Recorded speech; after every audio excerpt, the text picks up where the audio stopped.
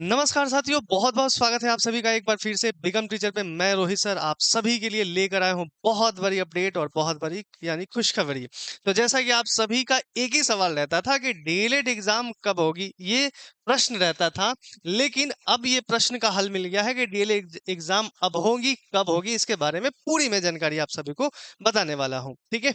तो जैसा कि आप सभी को पता था कि मैंने आप सभी को बोला भी था काफ़ी दिन पहले कि मैं शिक्षा विभाग जाने वाला हूँ।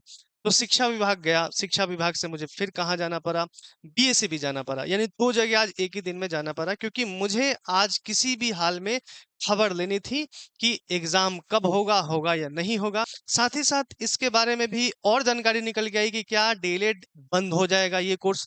तो हमने इस पे भी बात किया। तो इन तमाम सारे सवालों और तमाम इन सारे सवाल का जवाब आज क्या मिलने वाला है, आप सभी को मिल जाएगा। तो इसके लिए आप इस वीडियो में बने रहिए। तो जितने भी बच्चे इस अभी देख रहे हैं इस वीडियो को तो लाइक कर दीजिएगा और ज्यादा से ज्यादा आप इसको शेयर कीजिए और जितने बच्चे नए हैं चैनल को जरूर सब्सक्राइब कर दीजिएगा। तो वीडियो को शुरू करते हैं। तो मैं बता दूं आप सभी को, सबसे पहले हम गए थे कहाँ पे, शिक्षा विभाग। ठीक है? ठीक है।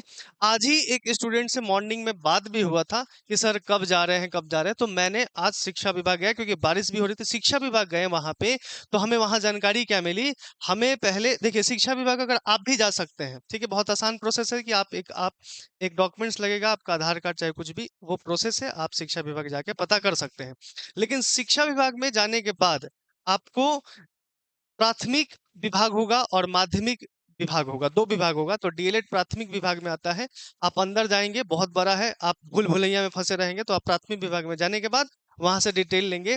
तो जब वहाँ पे गए हम लोग प्राथमिक विभाग में, तो वहाँ हमें इसकी जानकारी नहीं दी क्योंकि बीएसई भी कंडक्ट करता है, तो बोला गया कि आप बीएसई भी ही पता कीजिएगा। और इसके पहले आप लोगों को पता है कि 3 से 4 बार मैं गया था बीएसई भी, तो बीएसई भी ब बोले थे कि आपको जाना है शिक्षा विभाग। तो इसीलिए शिक्षा विभाग मुझे जाना था। जब शिक्षा विभाग ने कह दिया कि हम लोग नहीं, ऑटोनॉमी है, यानी कि वो बीएसई भी कंडक्ट करता है, तो इसलिए आपको बीएसई भी ही जाना होगा। तो वापस तुरंत वहां से मैं बीएसई भी आज गया। और जब बीएसई भी गए तो वहां जानकारी जो निकल के आई। और कुछ बच्चों को प्रमाण की भी जरूरत होती है कि सर आप ऐसे ही वीडियो बना रहे हैं या फिर जो भी चीज, वैसे भी आपको पता है कि मैं वीडियो बहुत इन सारे चीजों पे कम ही बनाता हूँ, जब भी बनाता हूँ तो ऑथेंटिक बनाता हूँ। तो उसके लिए मैं आप सभी को कुछ चीजें दिखा दूं प्रूफ के लिए, अगर विश्वास है यहाँ पे देख सकते हैं। पहले ये आप देख पा रहे होंगे, शिक्षा विभाग का है। किसका है ये शिक्षा विभाग का है। ठीक है? अगर सुनना भी चाहते हैं, सुनाई दे रहा है तो अच्छी। अब मैं आप सभी को इसका एक एक करके पूरा बीएससीबी का भी दिखा दूंगा। ठीक है? ये है शिक्षा विभाग का वीडियो। ठीक है? ये शिक्षा विभाग है। अब इस जैसे ही वीडियो को बढ़ाएंगे हम लोग यहाँ पे, तो यहाँ पे देख सकते हैं ये शिक्षा विभाग है। ठीक है? ये आप देख सकते हैं। अब बीएससीबी आ गया। अब कहाँ पे आ गया बीएससीबी? बीएससीबी में अंदर जा रहा हूँ। ठीक है? बीएससीबी में मुझे आज ये है कि अंदर जाने का मौका मिला, अधिकारी से बात हुआ। ठीक है? वो क्या क्या बताए, ये अंदर के है सारा। ठीक है? अंदर आप हालांकि जो बातचीत हुआ है वो वीडियो नहीं हुआ है, मैं बता रहा हूँ एग्जैक्टली क्या हुआ।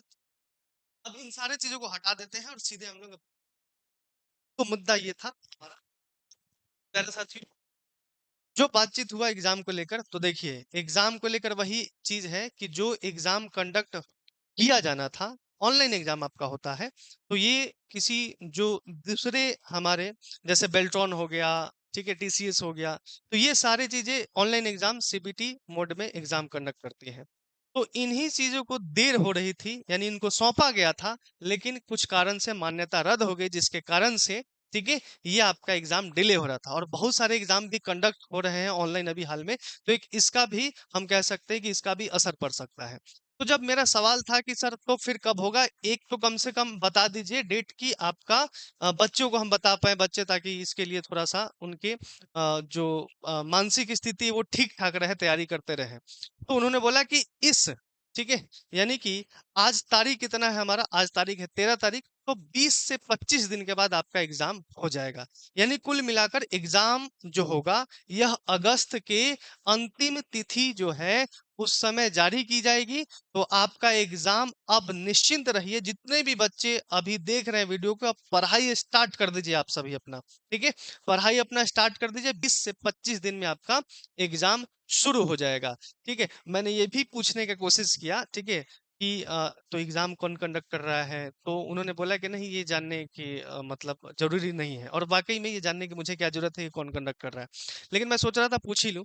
तो ये सारी चीज़ें रीज़न थी, तो ये हमें भरोसा दिलाएगा मैं बार-बार को पूछ रहा था कि क्या पता कि बार-बार यही बोला जाए। लेकिन इसके पहले हमें कुछ जानकारी नहीं मिल रही थी, बस बोला जा रहा था पेपर में आएगा। लेकिन इस बार हमें डीएलएड विभाग में जाने का मौका मिला। वहाँ पे जो अधिकारी बैठे तो उन्होंने बताया कि नहीं निश्चिंत रहिए क्योंकि हम लोग खुद ही लगे हुए हैं कि इस बार जो एग्जाम होगा वह अगस्त के अंतिम यानी कि आखिरी जो तिथि उस समय आपका एग्जाम करवा लिया जाएगा।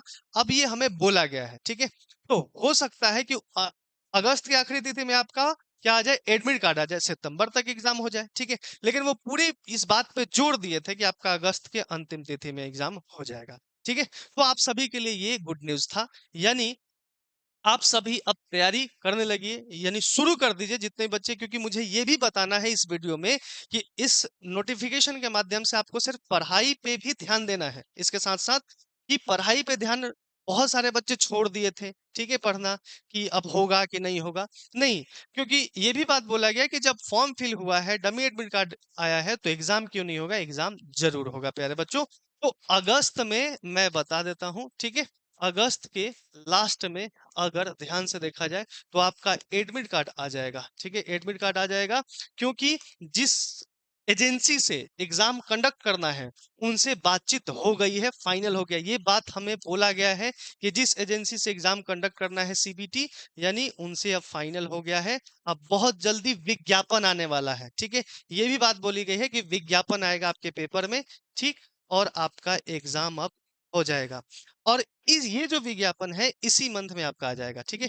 इसी मंथ में साथियों आपका अगस्त में ही आ जाएगा यानी 10 से 15 दिन में विज्ञापन ये जारी हो जाएगा ये जो जानकारी निकल के आ रही है तो ये जो जानकारी आप सभी को कैसा लगा लेकिन अभी एक और जानकारी देना है प्यारे बच्चों मैंने बोला है कि जो जितने भी बच्चे अफवाहों में फंसे रहते हैं कि डीएलएड बंद हो जाएगा अगले साल से नहीं होगा ठीक है तो उन्होंने ये बताया कि नहीं एनसीटी की जो भी गाइडलाइन है अभी तक कहाँ कहा गया है कि बंद होगा ये सारा का सारा डिपेंड करता है एनसीटी ठीक है तो ये जब तक गाइडलाइन जारी नहीं करेगा कि भाई मेरे बंद होगा तो ये बंद होगा ही नहीं अभी कुछ नहीं आया है ठीक है कह दिया बंद होगा तो बंद हो जाएगा ठीक है तो ये अभी कुछ नहीं है क्योंकि 2030 तक आपका ये तो एनईपी में कहा गया है कि 2030 के बाद ये कोर्स बंद होंगे उसके बदले आईटीईपी ये सारे कोर्स होगा तो आप निश्चिंत होकर पढ़िए कोई दिक्कत नहीं और अफवाहों में कम फंसिए आपका 2026 में भी एग्जाम होगा 27 में भी होगा जब तक ये एनसीटी आपका कोई भी